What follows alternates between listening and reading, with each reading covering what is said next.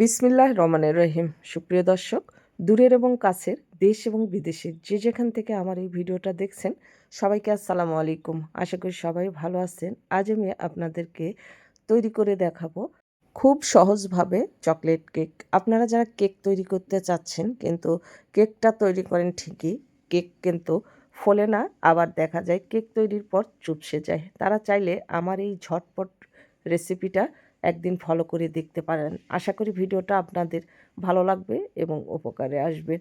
আমার এই ভিডিওটা যদি ভালো লাগে তাহলে প্লিজ শুরু থেকে শেষ পর্যন্ত দেখে সুন্দর একটা গঠনমূলক কমেন্ট করার অনুরোধ রইল, সেই সঙ্গে ভিডিওটা কন্টিনিউ করার অনুরোধ রইল। চলুন তাহলে কথা না বাড়িয়ে আমরা মূল রেসিপিতে চলে যাই। সুপ্রিয় দর্শক, কেক তৈরি করার জন্য প্রথমেই কেকের ব্যাটার তৈরি করে নিতে হবে। এর জন্য এখানে আমি একটা বোল নিয়েছি, আর এই বোলের মধ্যে নিয়ে নিচ্ছি 5টা ডিম। ডিমের কুসুম সহই নিচ্ছি।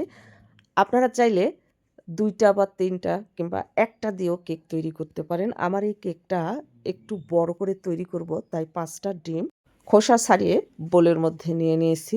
আর এর মধ্যে এখন দিয়ে দিচ্ছি স্বাদ মতো চিনি। আমি চিনির পরিমাণটা একটু বেশি দিলাম, 1/2 কাপ। আরও সঙ্গে 2 টেবিল চামচ অ্যাড করেছি, দিয়ে দিয়েছি 1 চিমটি পরিমাণ লবণ।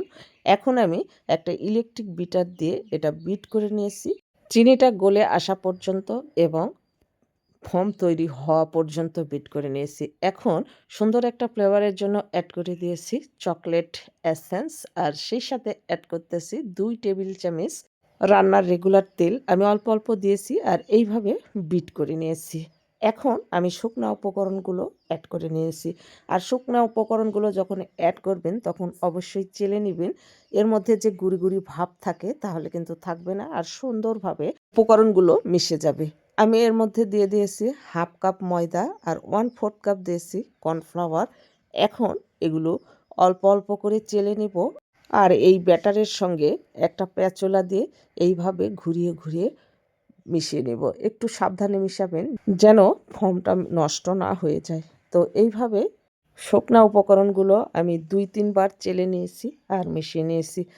আমি কর্নফ্লাওয়ার আর বেকিং পাউডার অ্যাড করতে ভুলে গেছি, তো শেষে আমি এই যে ছোটো চামচের 1 চামচ বেকিং পাউডার আর কর্নফ্লাওয়ার নিয়ে আবারও ভালো করে এই যে হাত দিয়ে চেলে নিয়েছি। এখন আবারও প্যাচোলা দিয়ে এইভাবে ঘুরিয়ে ঘুরিয়ে সাবধানে নেড়ে চেড়ে মিশিয়ে নিয়েছি। আর ব্যাটারের কনসিস্টেন্সিটা এরকম হয়েছে। এখন আমি যে পাত্রে আমি কেকটা বেক করব সেই পাত্রের উপর কিচেন টিস্যু বিছিয়ে নিয়েছি। প্রথমে তেল ব্রাশ করে তারপর কিচেন টিস্যুটা বিছিয়ে নিয়েছি যেন খুব সহজভাবে কেকটা মোল্ড আউট করতে পারি। আপনাদের হাতের কাছে যদি বেকিং পেপার থাকে বেকিং পেপারও বিছিয়ে নিতে পারেন। আমি পুরো ব্যাটারটাই এই মোল্ডে ঢেলে দিয়েছি।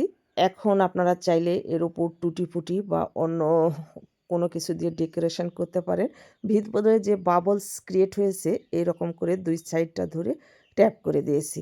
এখন চাইলে এটা আপনারা চুলায় বেক করতে পারেন। যদি চুলায় বেক করতে চান, যে পাত্রে বেক করবেন সেই পাত্রটা আগে মিডিয়াম আঁচে গরম করে নেবেন, তারপর স্ট্যান্ড বসিয়ে বা একটা খাতার কাগজ দিয়ে মোল্ডটা বসিয়ে দিবেন। এরপর 30 থেকে 35 মিনিট বেক করবেন। তো আমি এই কেকটা চুলায় বেক করব না, ওভেনে বেক করব 180 ডিগ্রিতে 35 মিনিট। তো আমি 35 মিনিট পর কেকটা বের করে নিয়েছি আর ঠান্ডা করে আপনাদের মাঝে নিয়ে আসলাম। দেখেন কেকটা কিন্তু একবারে বসে যায়নি বা চুপসে যায়নি, কোনো কিছু হয় নাই, আর এত সুন্দর নরম সফট হয়েছে। এখন আমি এই কেকটা মোল্ড আউট করে নেব।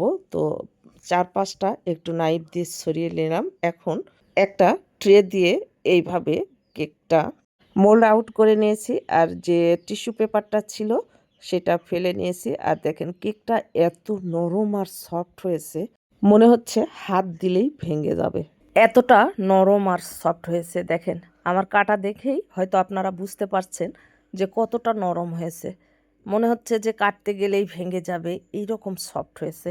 একদিন হলেও আপনারা বাসায় এইভাবে ট্রাই করবেন, আর ট্রাই করে কমেন্টে জানাতে একদমই ভুলবেন না। এইরকম মজার মজার সহজ আর নিত্য নতুন রেসিপিগুলো পেতে আমার চ্যানেল সাবস্ক্রাইব করে পাশে থাকা বেল আইকনটা ক্লিক করে রাখবেন, যেন নতুন কোনো ভিডিও ছাড়ার সঙ্গে সঙ্গে নোটিফিকেশান সবার আগে আপনার কাছে পৌঁছে যায়। আর যারা ফেসবুক থেকে দেখবেন, প্লিজ ফেসবুক পেজটাকে ফলো দিবেন, লাইক কমেন্ট শেয়ার করে আমার পাশে থাকবেন। আমার জন্য এবং আমার ফ্যামিলির জন্য দোয়া করবেন। ভালো থাকবেন সবাই। দেখা হবে পরবর্তী ভিডিওতে। আল্লাহ হাফেজ।